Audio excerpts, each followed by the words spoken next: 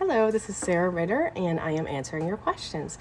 Regarding the first question about professionalism and work ethic, I once owned a business and we sold fence posts to customers, like farming fence posts for horses and cows and whatnot. And I had a customer who had a deadline for a very large order of fence that was needed. The production company made an error and was short on his order. So his order was delayed, but it didn't really affect his deadline the first time it was delayed. Then we found out the day of it that when it was supposed to be delivered to his farm, that they were unable to deliver that day.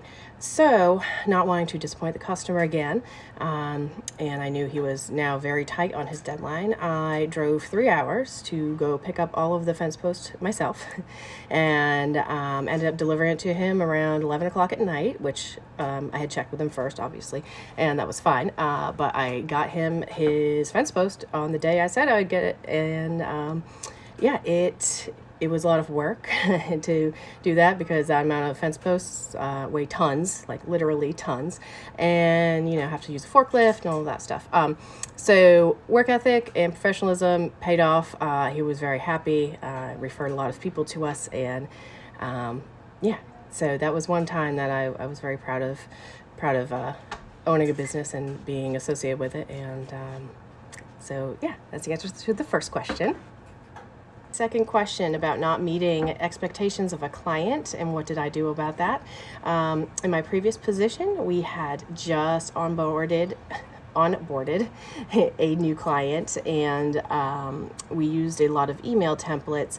And after the first deal that we closed with them, they were monitoring their emails, and they had read through all of the quote-unquote canned emails, and they were unhappy with the email templates that the company used, and they were so unhappy that they said that they were not going to be using the services anymore because the emails just didn't feel personal enough.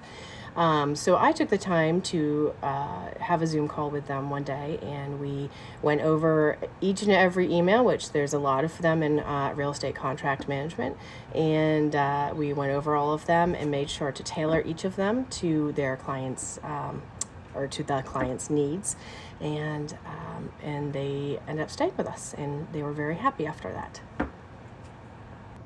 Okay, last question. If the season of my life had a mission, what would it be?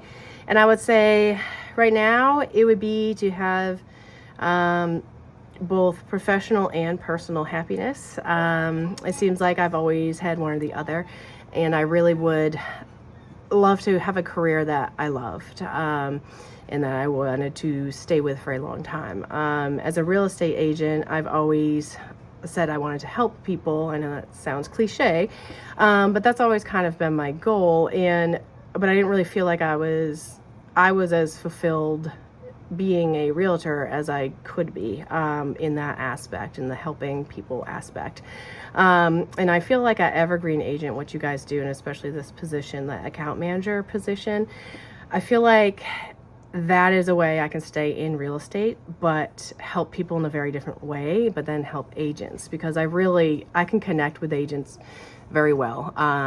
Especially when they are looking for help, because I've been there, done that, with being a new agent, having no business, just pounding the phones, just sitting for hours, making cold calls, being hung up on, being yelled at, so I can 100% relate to these agents that need help. And even if they are more experienced agents, I also can relate to feeling like you are doing very well as a real estate agent, but then needing more, needing more stability in leads and more stability in how you're kept accountable.